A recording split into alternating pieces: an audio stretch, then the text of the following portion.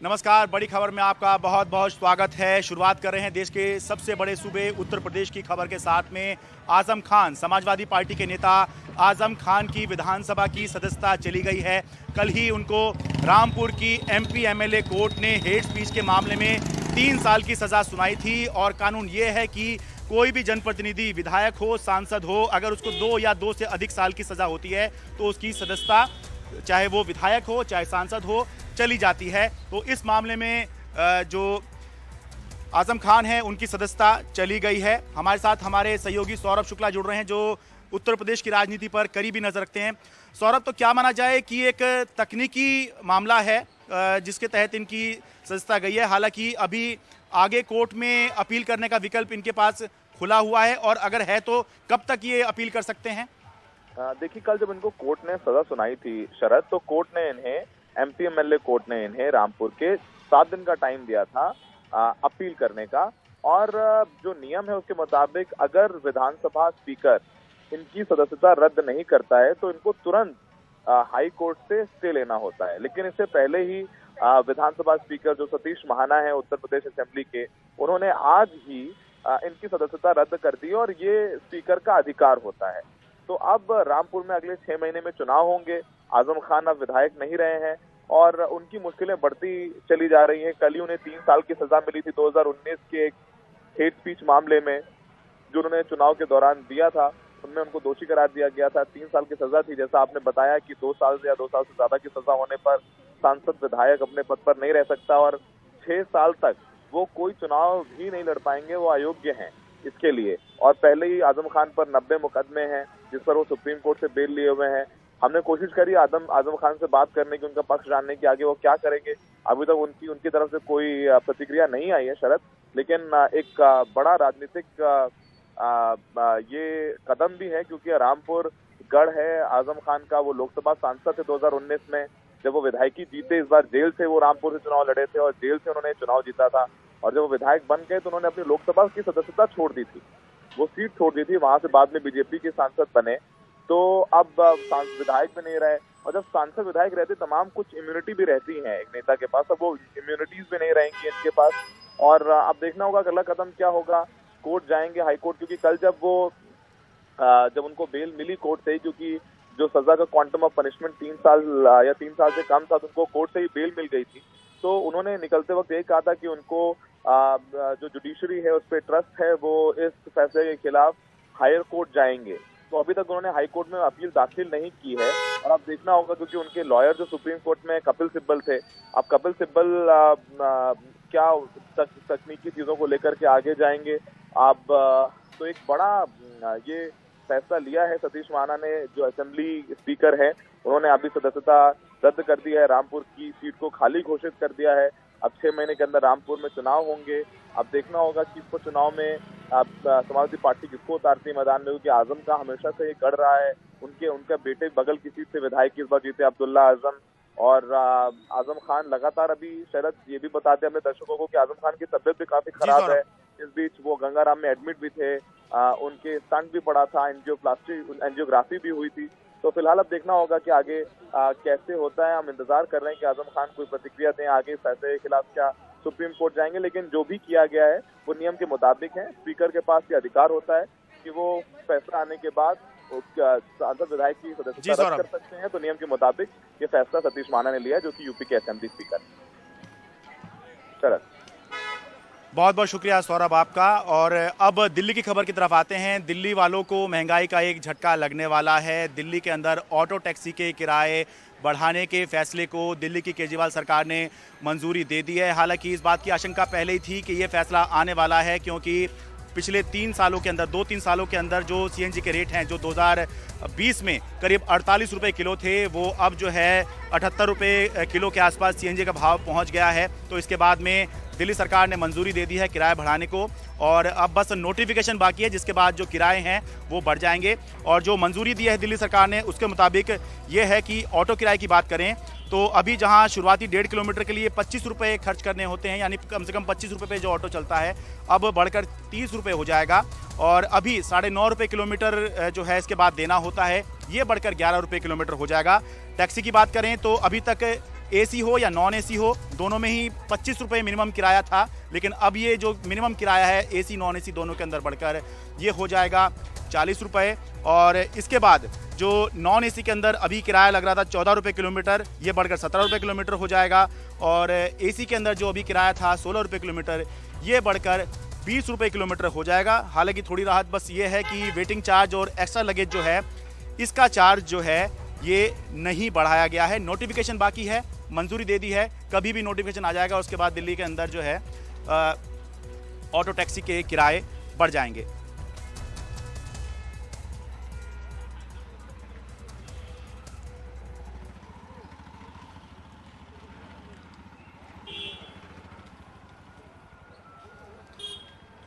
देश में बढ़ती महंगाई के बीच रिजर्व बैंक ऑफ इंडिया ने 3 नवंबर को मॉनेटरी पॉलिसी कमेटी की एक इमरजेंसी मीटिंग बुलाई है।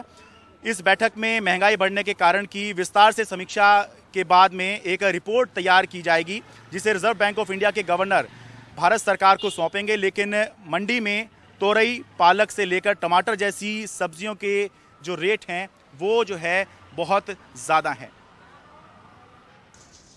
दिल्ली की ओखला मंडी में सब्जी विक्रेता परेशान हैं, क्योंकि सब्जियां महंगी होने से उनकी बिक्री पर असर पड़ रहा है। पालक का क्या रेट चल रहा है? पालक 50 रुपए किलो। 50 रुपए किलो हो गया? हाँ जी। क्यों महंगा हो गया? महंगा बारिश हो जैसे बारिश हो गई, इसे माल कम आया, माल मर गया। पहले कितना था? 2 दिन पहले 60-70 रहा। और महंगा था? हाँ जी। रजा, ये तोरी क्यों महंगी हुई है? सर अभी इस टाइम फसल कम है और अभी नई फसल आने में थोड़ा टाइम है, इस वजह से अभी थोड़ी महंगी रहेगी। ओके, तो अभी क्या रेट है तोरी का? अभी इस टाइम 60 रुपए किलो चल रही है सर। 60 रुपए किलो जी।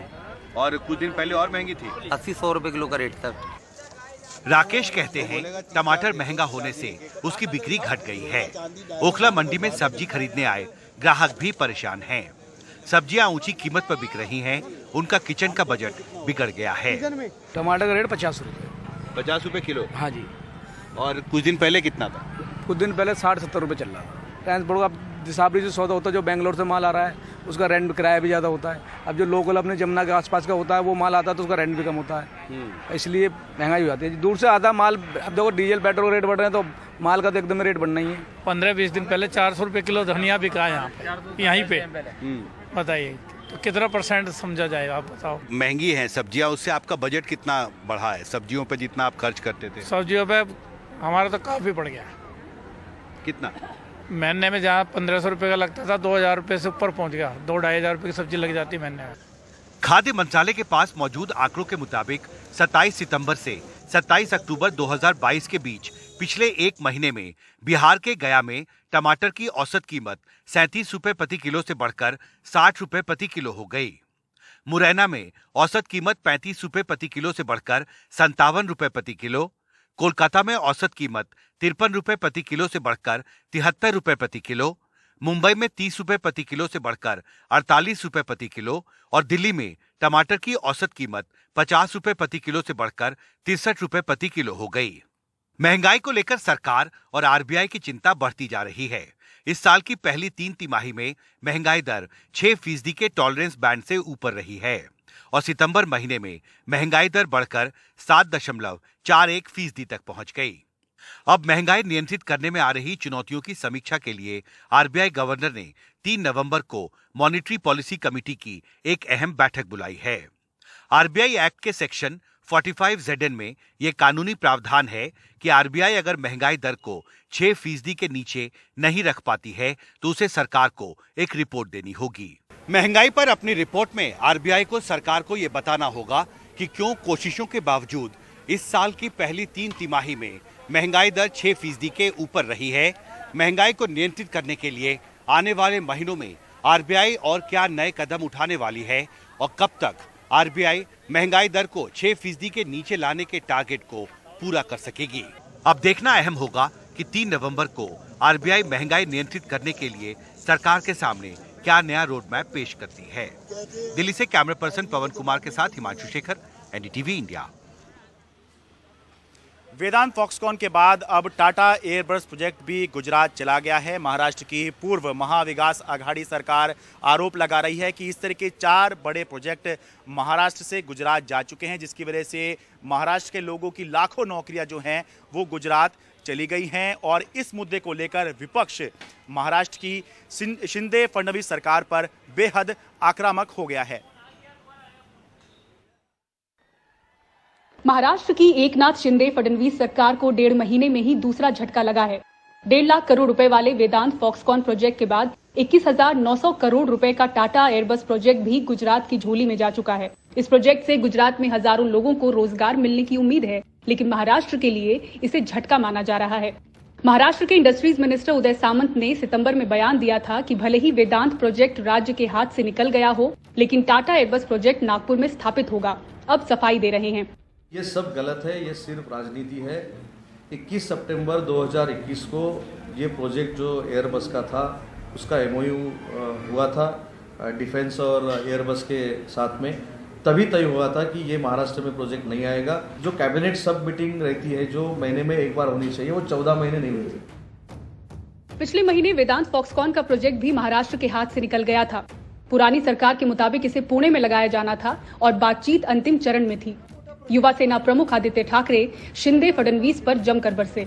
क्या राज्य सरकार जवाब देगी कि ये परियोजनाएं क्यों बाहर जा रही हैं? ये चौथी परियोजना है जो राज्य में राजद्रोही सरकार के सत्ता में आने के बाद से महाराष्ट्र से दूर हो गई है। उद्धव ठाकरे जी के नेतृत्व वाली पिछली MVA सरकार महामारी के दौरान भी राज्य में निवेश लाने में कामयाब रही थी, लेकिन ये सरकार ऐसा करने में विफल रही है। CM शिंदे नियमित रूप से दिल्ली जाते हैं, लेकिन वो वहां अपने लिए जाते हैं, महाराष्ट्र के लिए नहीं। प्रधानमंत्री नरेंद्र मोदी रविवार को गुजरात के वडोदरा में टाटा एयरबस के प्रोजेक्ट की आधारशिला रखेंगे। इस प्लांट में C295 ट्रांसपोर्ट एयरक्राफ्ट बनाए जाएंगे। प्रोजेक्ट 21,900 करोड़ का है। इस परियोजना के तहत पहली बार कोई प्राइवेट कंपनी देश में मिलिट्री एयरक्राफ्ट बनाने जा रही है। विमान का इस्तेमाल सिविल कामों उद्देश्यों के लिए भी किया जा सकता है। समझौते के तहत एयरबस 4 साल के भीतर स्पेन में अपनी अंतिम असेंबली लाइन से 16 विमानों की आपूर्ति करेगी। इसके बाद 40 विमान भारत में ही बनाए जाएंगे। एयरक्राफ्ट में 96% स्वदेशी कलपुर्जे लगाए जाएंगे। इसके लिए टाटा की अगुवाई में वडोदरा में प्लांट लग रहा है। एयरफोर्स को 56 ऐसे एयरक्राफ्ट देने के लिए टाटा ने एयरबस डिफेंस एंड प्रोजेक्ट के साथ हाथ मिलाया है। ऐसा पहली बार है जब यूरोप से बाहर ऐसे ट्रांसपोर्ट एयरक्राफ्ट बनाए जाएंगे। ये विमान पुराने पड़ चुके एवरो विमान की जगह लेंगे। वायुसेना के लिए बनने वाले ट्रांसपोर्ट एयरक्राफ्ट C295 का प्लांट आखिर गुजरात में क्यों लगाया जा रहा है? क्या इसकी वजह गुजरात में जल्द होने वाला विधानसभा चुनाव है? जब यही सवाल NDTV इंडिया ने रक्षा सचिव अजय कुमार से पूछा तो वो सीधे जवाब देने से बचे। उन्होंने कहा कि इसका गुजरात चुनाव से कोई लेना देना नहीं है, इससे ज्यादा और कुछ नहीं बोल सकता। गुजरात में विधानसभा चुनाव होना है और उससे पहले इसे बड़ी सौगात के तौर पर देखा जा रहा है, पर महाराष्ट्र की पूर्व महाविकास आघाड़ी सरकार राज्य के लिए इसे बड़ा झटका बताते हुए केंद्र और राज्य की शिंदे सरकार पर हमलावर है। दिल्ली से राजीव रंजन के साथ पूजा भारद्वाज, NDTV इंडिया। गुजरात में चुनाव प्रचार के लिए मध्य प्रदेश के कई मंत्री और कार्यकर्ताओं को जिम्मेदारी दी गई है और कुछ मंत्री और नेताओं ने अपना जिम्मा भी संभाल लिया है। बीजेपी ने प्लानिंग की है कि जैसे ही चुनाव घोषित होंगे तो गुजरात से सटे हुए जो मध्य प्रदेश के ज़िले हैं वहां के नेता और कार्यकर्ता गुजरात में चुनाव प्रचार के लिए पहुंचेंगे और धीरे धीरे और जो दूसरे नेता हैं उनको गुजरात में उतारा जाएगा। हाल में बनासकांठा के अंबाजी में आदिवासी यात्रा के समापन समारोह में मध्य प्रदेश के गृह मंत्री डॉक्टर नरोत्तम मिश्र ने हिस्सा लिया। नरोत्तम अकेले नहीं हैं। मध्य प्रदेश से गुजरात में चुनाव प्रबंधन के लिए 2 टीमें बनी हैं। पहले चरण में चुनाव प्रबंधन के लिए 90 नेताओं को भेजा जा चुका है। इतनी ही संख्या में दूसरे चरण में भी नेताओं को भेजा जाएगा।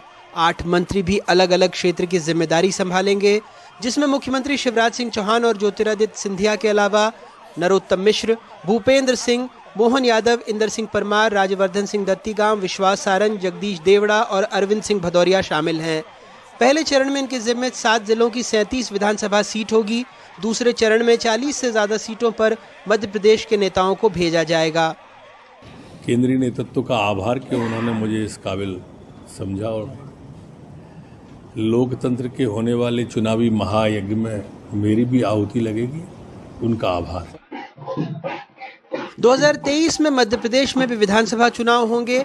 ऐसे में कई राज्यों में चुनावी रणनीति संभाल चुके ये दिग्गज अगर सफल होते हैं तो रिपोर्ट कार्ड में इनके नंबर भी बढ़ना तय है।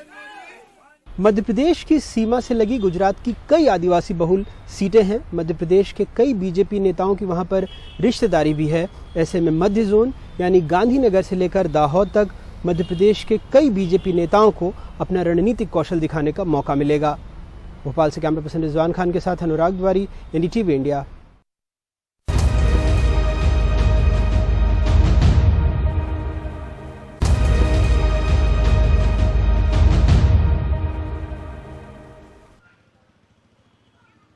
ब्रेक के बाद आपका फिर बहुत बहुत स्वागत है। छठ महापर्व से पहले हर साल की तरह इस बार भी बिहार और पूर्वी उत्तर प्रदेश जाने वाली ट्रेनें खचाखच भरी हुई हैं। पैर तक रखने की जगह ट्रेनों में नहीं है। हालत ये है कि फ्लाइट के किराए भी 3 से 4 गुना तक बढ़ गए हैं। 27 साल के ऋषि श्रीवास्तव दिल्ली एयरपोर्ट पर स्पाइस जेट के काउंटर से दरभंगा का टिकट लेकर निकले हैं। अमूमन दिल्ली से दरभंगा का टिकट 4000 से 5000 का होता है, लेकिन आज की एक टिकट के लिए ऋषि को 17,000 रुपए देने पड़े हैं। छठ पूजा पर घर पहुंचना है तो किसी तरह टिकट खरीदा है। हर 1 मिनट पे 11,000 से 17,000 का 5,000 का डिफरेंस था। अब मेरे पास प्रूफ 86,000 6 लोगों का मैंने पे किया। जिन्हें ना ट्रेन में टिकट मिली और ना बस में, वो मजबूरी में उधार लेकर किसी तरह त्योहार पर बिहार पहुंचने के लिए 17 से 20,000 की हवाई टिकट खरीद रहे हैं। 1 लाख रुपए मतलब कितनी, और मतलब ट्रेन में तो टिकट मिली नहीं होगी। ट्रेन में तो नहीं मिली है टिकट, इसीलिए स्पेशल वगैरह सभी देख लिया, कहीं नहीं मिला तो हमने इससे जाना शुरू किया। त्योहार में घर पहुंचने रहे। क्या कहना चाहेंगे सरकार के जो लोग सुन रहे हैं आपको? जो इस तरह का रेट का जो है, हम लोग का नहीं रहते हुए भी दूसरे तीसरे से पैसे लेकर ही हमने टिकट बनवाया है, क्योंकि जाना जरूरी है। फर्स्ट पर्व महत्वपूर्ण है। छठ पूजा के दौरान पटना, गया, दरभंगा, बनारस जाने वाली उड़ानों का किराया 3 से 4 गुना बढ़ा है। 28 तारीख को दिल्ली से गया की टिकट 16,000 की, दिल्ली से दरभंगा की टिकट 18,000 रुपए की, दिल्ली से पटना की टिकट 17,800 रुपए की, दिल्ली से वाराणसी की टिकट 17,000 रुपए की है। 29 तारीख को दिल्ली से दरभंगा की टिकट 13,000, दिल्ली से गया की 10,000, दिल्ली से पटना की 10,000 और दिल्ली से वाराणसी की टिकट 9,000 रुपए है। आम दिनों में ये किराया अधिकतम 5,000 रुपए होता है। डायनेमिक फेयर्स हैं, यानी जितनी मांग होगी उतना ज्यादा फ्लाइट्स का किराया होगा, तो कैसे घर जाएंगे? तो सरकार को कुछ करना चाहिए, इस डायनेमिक फेयर पर कैपिंग करनी चाहिए ताकि लोग खुशी से अपने घर जाएं। ये तस्वीरें नई दिल्ली रेलवे स्टेशन की हैं, जहां ट्रेनों में सीट तो सपना है, खड़े होने की भी जगह नहीं, और जिनके पास पैसे हैं उनके लिए भी फ्लाइट की टिकट लेना महंगी खीर साबित हो रहा है। दिल्ली से सौरभ शुक्ला की रिपोर्ट, एनडीटीवी इंडिया।